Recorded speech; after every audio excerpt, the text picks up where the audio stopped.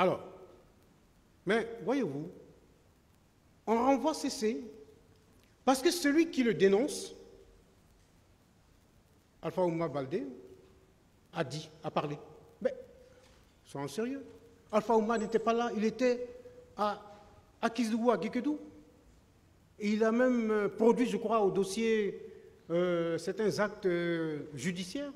Je crois même un témoignage du greffier ou du juge du tribunal des lieux. Alors, l'homme n'est pas un chien. Le cas de Cissé Raphaël là-bas n'a pas été examiné. On n'a même pas pris le soin d'appeler, je ne parle pas du ministère public ici, mais on n'a même pas pris le soin d'appeler ou d'interroger le médecin qui était là, parce que lui, au moins, il aurait pu dire, oui, Cissé était là. Mais on ne l'a même pas appelé. Franchement, on est devant quelle justice? C'est quand même incroyable. Mais en réalité, vous savez, j'ai compris un peu pourquoi il a été arrêté et incarcéré. Parce qu'il était l'homme, le garde-corps de l'homme le plus recherché à l'époque. Et donc, ça suffit. Ça suffit pour en faire un coupable. On s'est dit, non, c'est son garde-corps, il ne peut pas faire des choses sans son garde-corps. C'est ça, c'est tout. Mais ça, c'est la présomption de culpabilité. C'est la présomption de culpabilité. Mais tout le monde dit, et nos textes avec, faites application du principe de la présomption d'innocence. La présomption de culpabilité vous amène vers des erreurs judiciaires. Absolument. Platon disait que le plus grand des maux est de commettre l'injustice.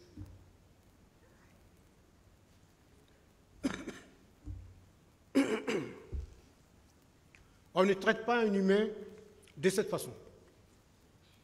Par respect pour la personne, il faut vraiment démontrer les faits.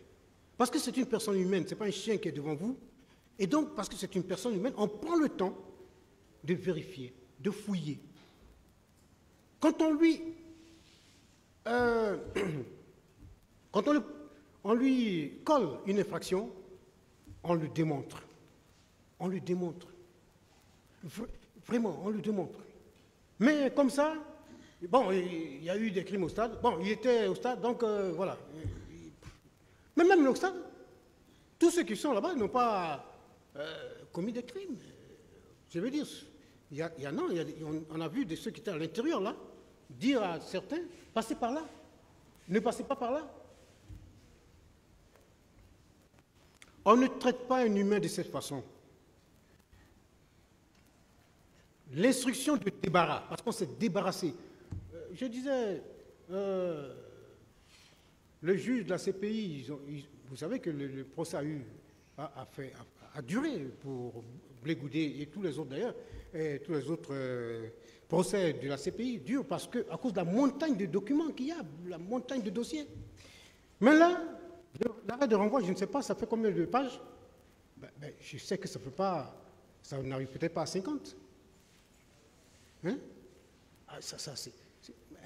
Pour combien d'accusés? Vous avez un arrêt de renvoi si petit comme ça, c'est un débarras, c'est du débarras. Mais comment on peut accuser des gens? Comment on peut même aussi avec une telle légèreté et dire qu'on a mis des années, le poule. Il faut prendre des précautions lorsqu'il s'agit d'un être humain. La charte de la transition actuelle proclame que l'être humain est sacré. L'être humain est sacré. Je vous rappelle que ce qui est sacré pour nous, c'est la Bible, c'est le Coran, c'est Dieu. Mais la charte de la transition dit que l'être humain est sacré. Elle le met au même niveau que le Coran, que la Bible et que Dieu. C'est vous dire que quand une personne est poursuivie, eh bien, c'est un peu ça. Il faut lui accorder tout le respect. Mais le respecter, ce n'est pas ne pas l'inculper, ce n'est pas le poursuivre, ce n'est pas le mettre en prison. Non, ce n'est pas ça. Mais c'est au moins vraiment tout faire pour démontrer l'accusation, pour tout faire pour démontrer, comment on appelle, l'infraction qu'on lui reproche. Une vie. Un homme, c'est un avenir, c'est des projets. Un homme, c'est une famille, c'est une épouse, ce sont des enfants, ce sont des amis, c'est des relations de travail, c'est des salaires. L'homme, c'est aussi des projets réalisés, je l'ai dit. C'est tout ça que le juge brise d'un coup, en renvoyant ou en mettant en détention. Rien qu'à cause de ça, il faut faire attention. Il faut prendre des gants avant d'inculper ou d'accuser quelqu'un. Mais c'est le travail du magistrat. Monsieur le Président, mais bon, je sais que vous n'êtes pas comme ça, vous, y compris le ministère public, le magistrat consciencieux, mais ceux qui ont travaillé là, non, je parle d'eux. Heureusement que votre génération nous montre le contraire. Et je vous prie de continuer sur ça. Ida Wells, l'américaine, grande militante des droits de l'homme, disait « Black life matters ». La vie de chaque noir compte. Et je vous dis que la vie de C.C. Raphaël Haba compte. C.C., malgré tout, n'est pas découragé. Ce n'est pas un homme qui peut être abattu. Quelqu'un d'autre peut-être se serait suicidé avec tout ça. Mais C.C. Raphaël, il a cette parole du psaume. Quand je marche dans la vallée de l'ombre de la mort, je ne crains aucun mal, car Dieu est avec moi. C'est un pasteur. Il a les paroles du réconfort.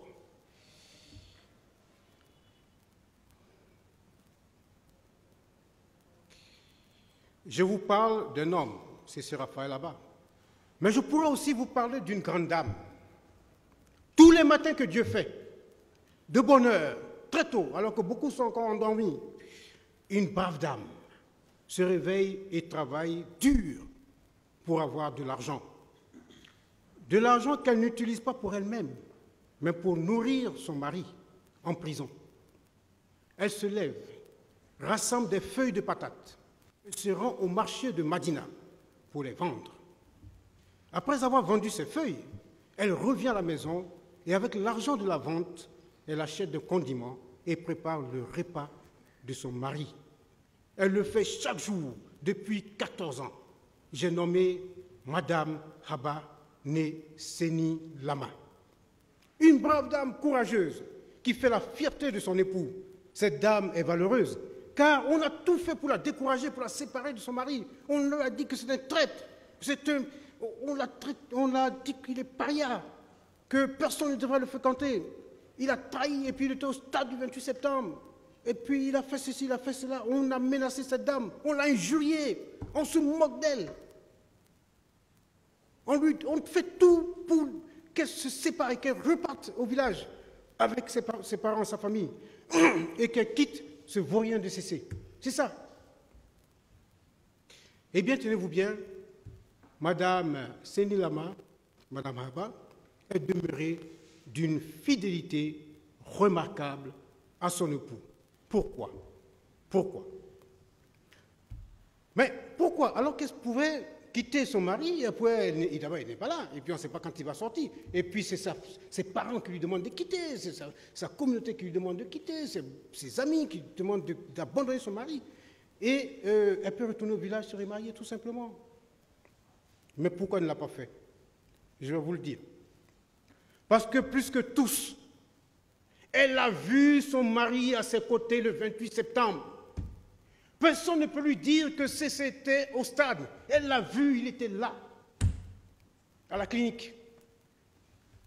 Alors, quand vous avez un mari qui vous aime tant, qui pense à vous, lorsque vous êtes en difficulté, vous ne pouvez pas l'abandonner. Quand il montre qu'il est à vos côtés, dans les moments les plus difficiles, il va, il vient, à la clinique, même à la maison. Vous ne pouvez pas l'abandonner, ce n'est pas possible. Et ça ne s'oublie pas. Quand un homme vous aime de cette façon, Monsieur le Président, eh bien, toute femme est prête à se sacrifier pour lui. Ça va prendre le temps que ça va prendre, mais elle l'attend. Elle l'attend. J'espère que cette attente, ce sera jusqu'à votre délibéré. Les hommes comme Sissi Raphaël Haba sont rares.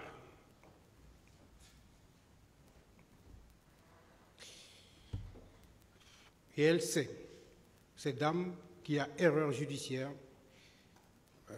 par rapport à la décision de renvoi, mais malgré tout, elle prend son mal en patience. Et cette injustice lui pèse et elle en souffre, mais en même temps, cela lui donne un courage surnaturel, un courage de femme battante. On parle souvent des femmes battantes, on salue les femmes qui ont des postes élevés dans l'administration, des femmes politiques, mais dans l'ombre, en toute humilité, voilà une grande dame, une dame exceptionnelle. Sa fidélité extraordinaire a donc un sens. Elle applique cette parole de Ruth, personnage biblique qui dit « Partout où tu iras, j'irai. Où tu t'installeras, je m'installerai. Ton peuple sera mon peuple et ton Dieu sera mon Dieu. Là où tu mourras, je mourrai aussi. Et j'y serai enterré. » C'est ça, c'est cette parole qu'elle fait sienne. Et son histoire mérite d'être racontée à toutes les femmes de Guinée, à toutes les filles de Guinée. Madame, Monsieur le Président, avec votre permission, je le dis, Madame Haba Seni Lama, je vous salue. Par contre,